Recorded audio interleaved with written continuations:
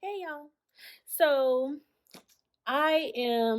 it's like 6:20 at night, but and I'm sitting here and I'm thinking, I'm looking at old videos and stuff like that, and um just thinking about things, and you know, so this is another Tony talk, and this one is a little bit more there's no setting, there is no, me in the chair background. Like, I am comfortable right now because this was just really random and something that was on my mind that I felt like I should talk about and record. So this is what I'm gonna do. I did write a few notes down here, just like literally jotted something down like really quickly, because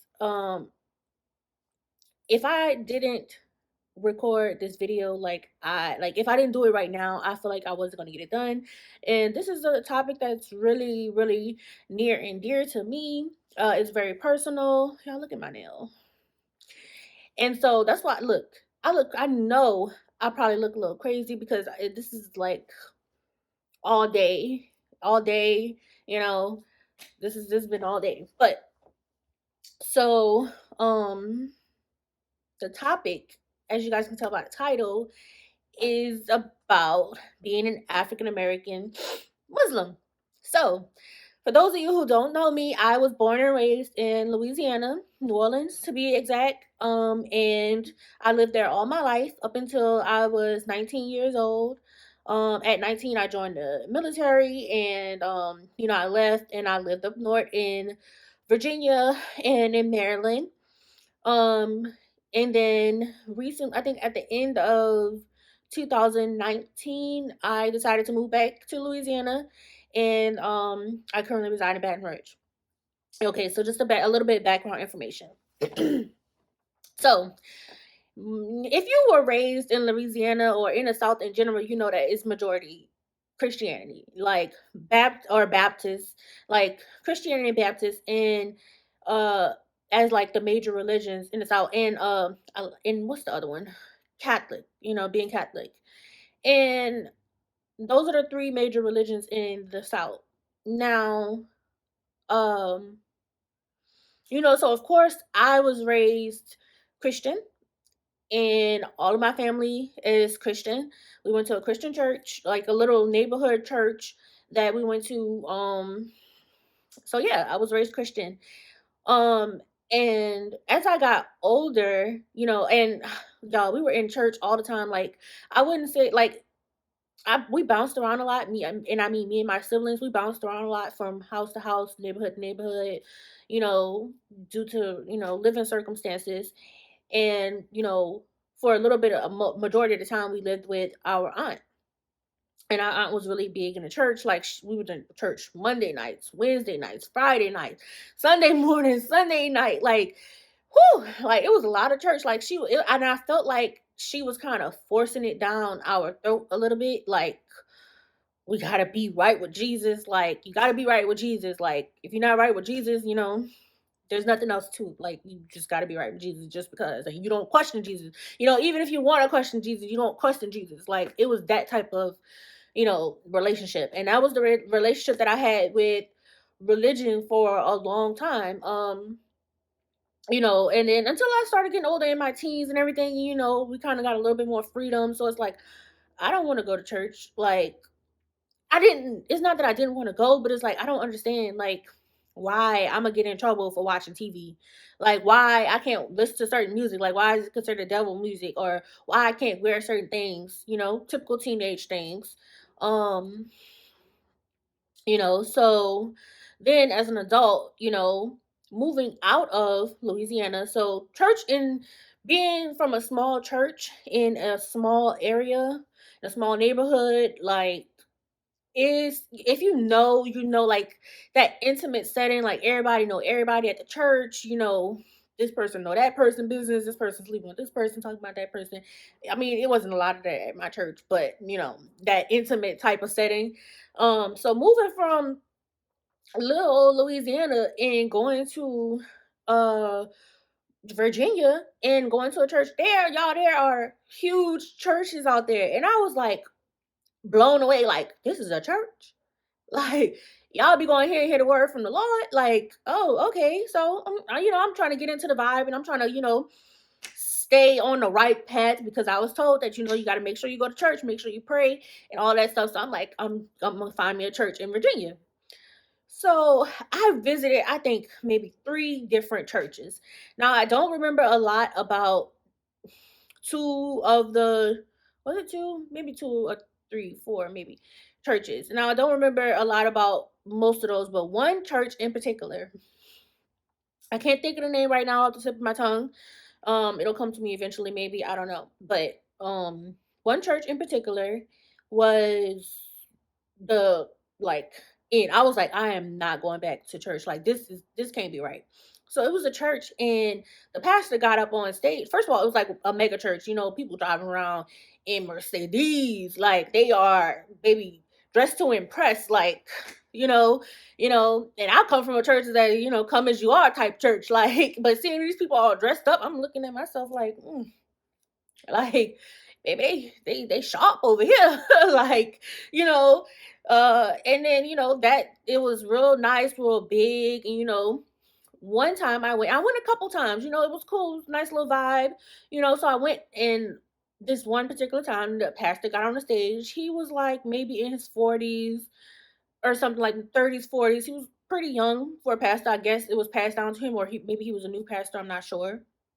But yeah, he got on stage and he was like something, and this is not word for word because I can't remember everything. This was years ago, but basically he was like, yeah, like I was in Atlanta, and y'all know how they is in Atlanta.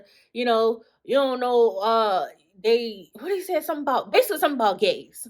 About them being gay in Atlanta, and you don't know, about the men that you're dealing with, or the women, like. And I'm like, is he supposed to be saying stuff like that? And to myself, I'm like looking around, like everybody, yes, pastor. And I'm like,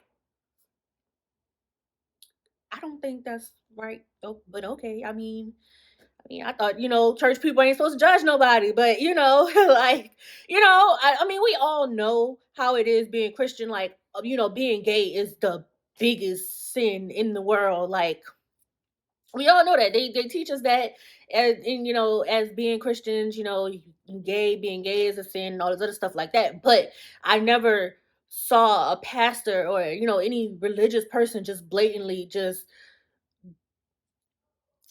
put it out there like that for people, like, kind of talking about them in a way, like, not degrading, but just like, just talking about them, just like.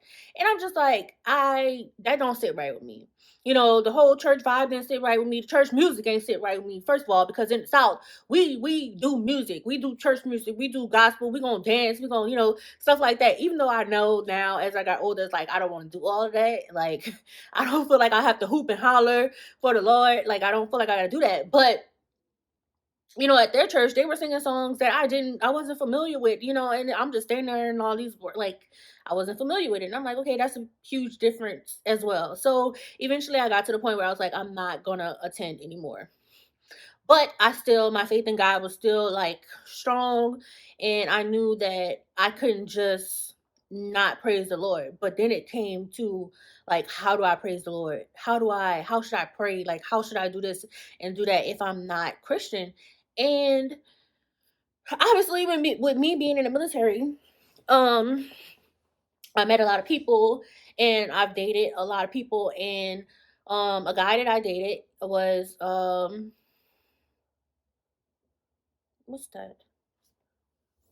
Oh, so a guy that I dated was Muslim. Hopefully my video didn't mess up because I got a notification on my phone. I should have silenced it. But anyways, I dated a guy. He was Muslim.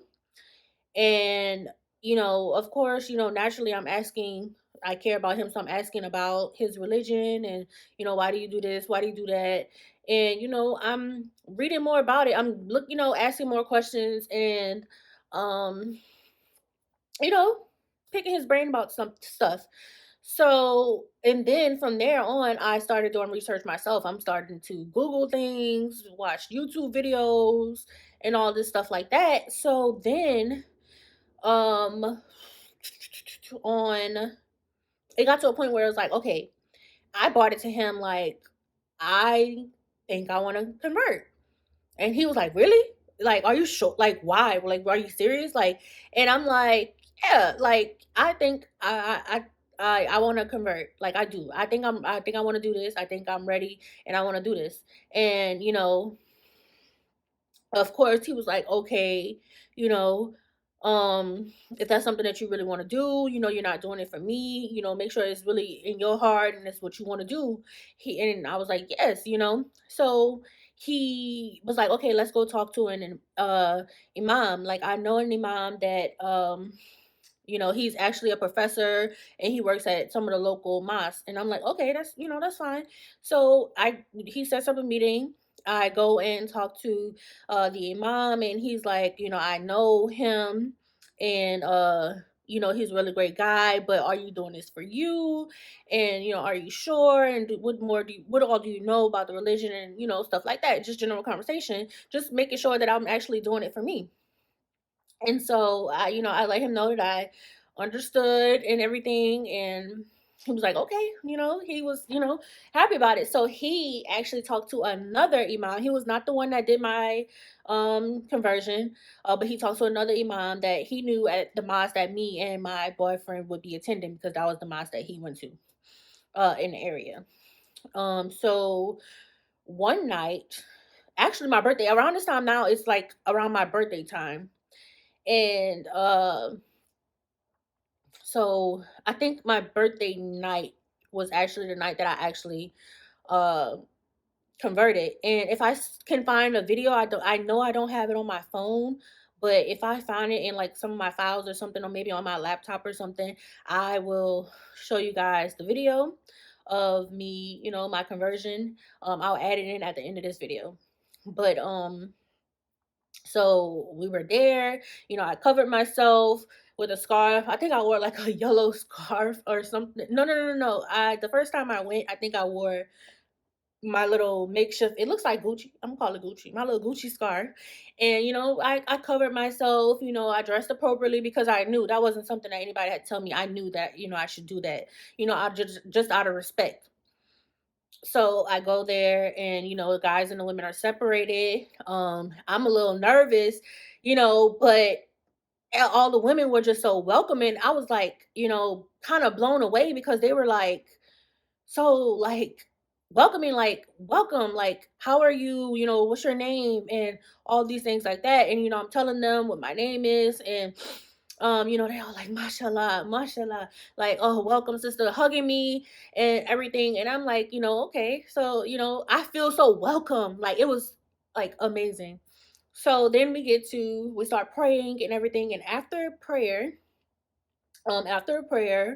was done, the imam made basically like an announcement. We have this sister here who wants to convert to Islam, and everybody is like, like, oh, like excited, like they're excited. And so he has me follow him with reading the Shahada. And so I mean, y'all, girl, I'm talking to y'all like I'm talking to my friend. So, I stumbled over my words, but the things that I did mess up on, I repeated again, and I said it, and it felt good to say it. And then, all the women came. They were giving me scarves, like they were like, I don't know if they just had them with them, but women, they started giving me scarves after I was finished, hugging me, and some of them were even crying, y'all. Like it was like crazy, y'all. I'm about to tear up myself just thinking about like how welcome I felt. And if any of you ladies see this and you recognize me, hello. um Thank you, for that day. Like, that is forever ingrained in my heart.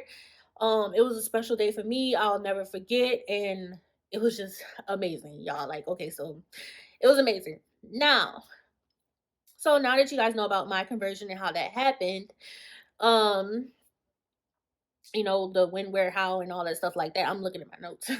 So now let's talk more about being a African American Muslim who was raised in Louisiana. So at the time of my conversion, my mom was, I told mom what I was doing, and she was like, why? Like, what, why would you do that? Like, those people don't, and I'm like, mom, don't say stuff like that. You can't say that.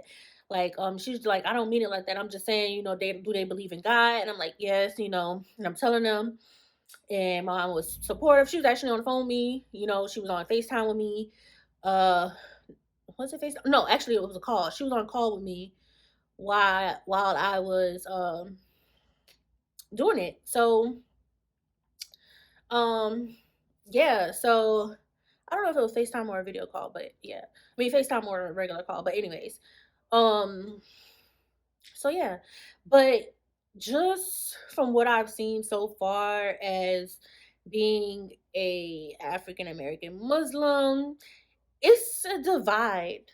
Like, it's really a divide. And I mean, I don't try to feed into those things because, I'm still learning the religion for myself. I'm still finding myself in the religion. I'm still growing as a woman and as a person and growing my faith.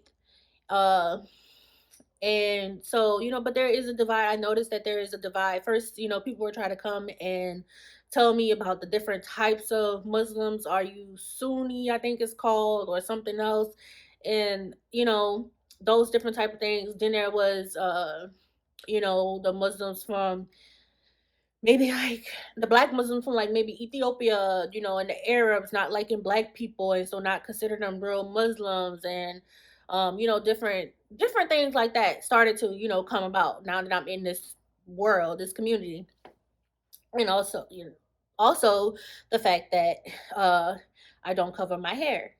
So, all these things are coming about now that, when I tell people that I'm Muslim, and they're like, oh, well, why you don't, the first thing they ask, well, why you don't cover your hair? And I'm like, well, that's my decision, and that's between me and Allah. Like,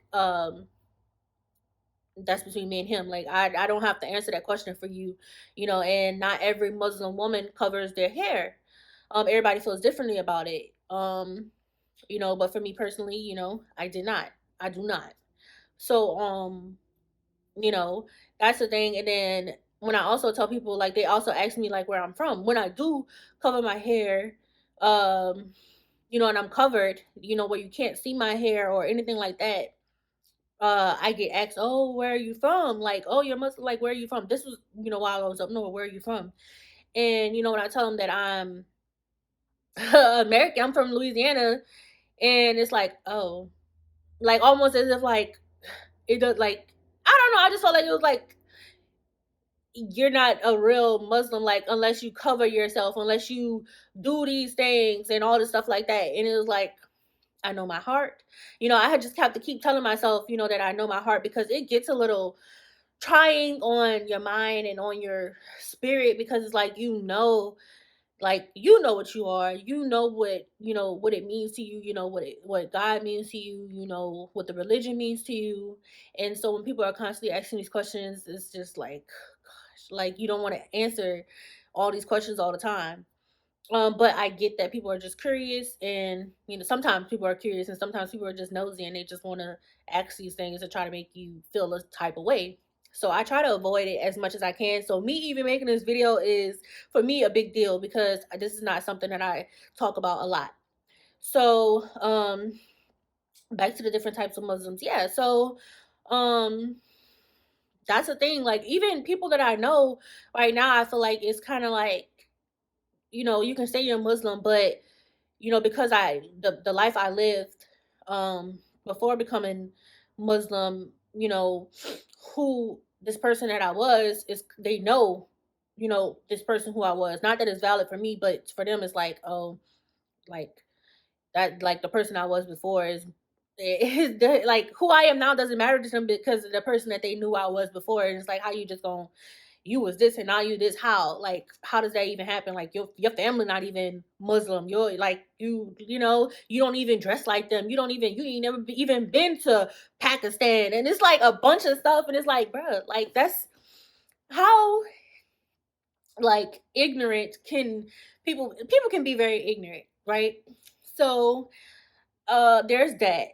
And I also noticed that there was a difference and a divide in how, not just how people treat you just being African American and being Muslim, but like other, like when I'm, the difference in location. So being in Virginia, I feel like Muslims are more kind, or the people are more kind.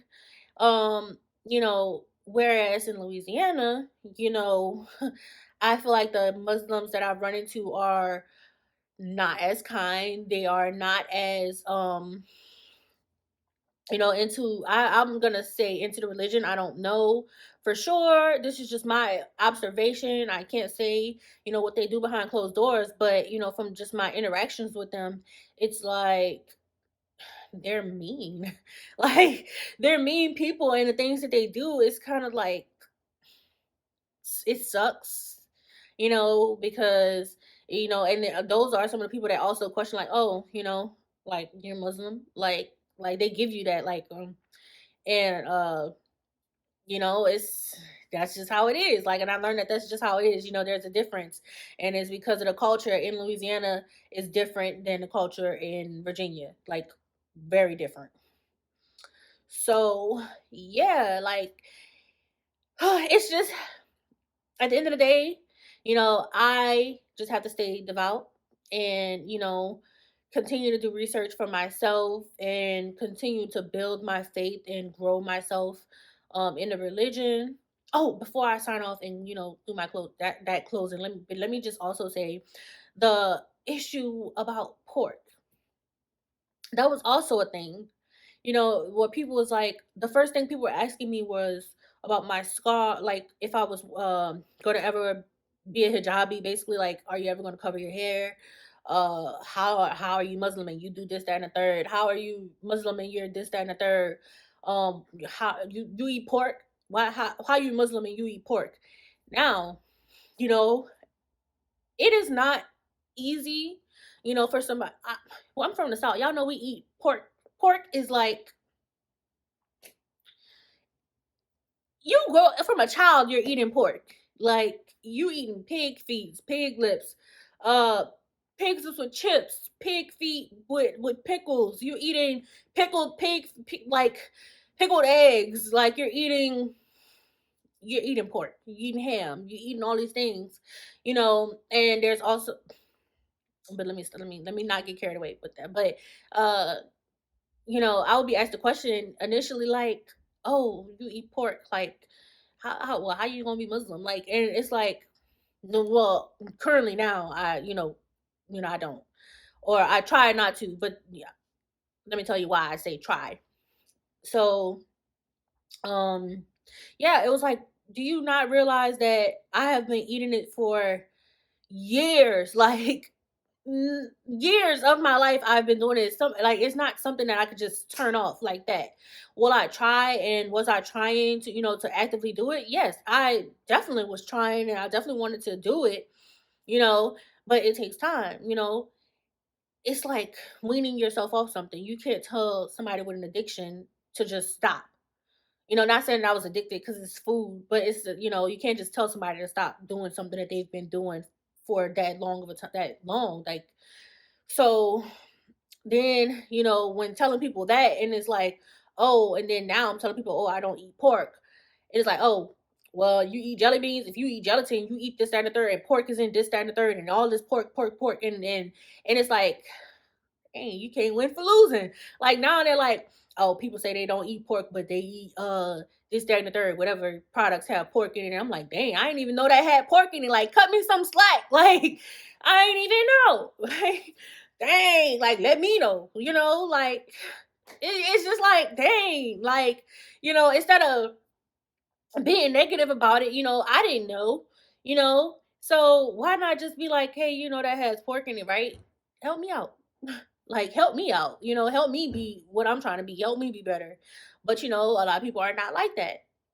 And even when you slip up, it's like, like at times when I would slip, like I would forget something is like pork, like I would forget to ask if the pepperoni was beef or pork, or forget to ask if this has pork in it, and then I'll be eating and it's like, there's pork in it, right? And I'm like, oh, excuse my language, but like I'm just like, dang, like, and then it's also, I had to remind people around me, like, yo, like, I am Muslim, and I don't want to eat this. Please, let me know if there's pork in it, And I asked them, and now I'm getting better about asking, hey, does this have pork in it? Is this made with pork? Like, I'm getting better with doing that. And also just for myself, just learning what I learned about pigs and stuff, I don't want to eat it. So that's also helpful. Like, I don't want to eat it myself, like, not just for the religion, like, I just don't want it. Um, I don't want it. So yeah. So, I would just say, um, it's been a road, it's been a journey, which I already expected. Uh, it is a journey, converting to a new religion and learning and adapting is a journey, and I knew that it wasn't going to be easy. So for anybody watching and they're thinking about doing it, it's not going to be easy. You're going to mess up, so don't be so hard on yourself. At the end of the day, God is he sees your heart, and that's what it's mostly about. Like, people get it confused. He sees that you're trying, he sees that you didn't know that it was pork, he sees that you know you try to cover yourself and look decent, at least, even if you're not considered modest to most people, you at least try to make yourself look decent. you know um when you go to the mosque, you're at least trying to pray the right way, you're at least trying to learn the right words. Because that's a thing also. People are like, oh, you don't even speak Arabic, and I'm like, I don't, like, but I'm trying to learn these words, so cut yourself some slack. As long as you're trying, like, he sees it, and that's the most important thing. Like, I swear it's so important. Like, I know that that's the most important thing, because I know that the God that I serve, you know he would not, you know punish me for trying. And nobody can make me believe that he would punish me for trying. Now, if I knew better and didn't do better, then of course, that deserves to be punished. But if you're actively trying and you mess up, he sees it. He knows. It's okay. I mean, try to do better. Not saying that it's okay that you did it, but try to do better. Um, and if you're thinking about converting, I'm an open book. You can ask me anything you want in the comment section, or I don't know if there's messages on YouTube, because I've never messaged anybody on YouTube, but follow me on Instagram and message me on Instagram. Like, I will talk to you about it. I will give you information. I actually studied it for a little bit in college. I took a class on it. And my professor, he was so kind. The actual professor that I actually met with, before, prior to converting, he's a professor, and I took his class before I moved back to Louisiana. So yeah, he was kind enough to send me some of his, like, slides and stuff like that, so that I can, continue to read and stuff like that. So I am thankful to him for that. And yeah, y'all, like, if you want to talk about it, let me know. Um that's all I have to say on the topic. Thank you guys for whew, listening to me this long time, y'all. I know this is a long video, and drawn out, and I know my thoughts was like all over the place, but when I think about it, it's like all over places. Like, this has happened, and I got to explain this and that. But I got it all out, and I hope you guys appreciate this video, and I hope you guys enjoyed it. And I will see you guys in the next one. Bye.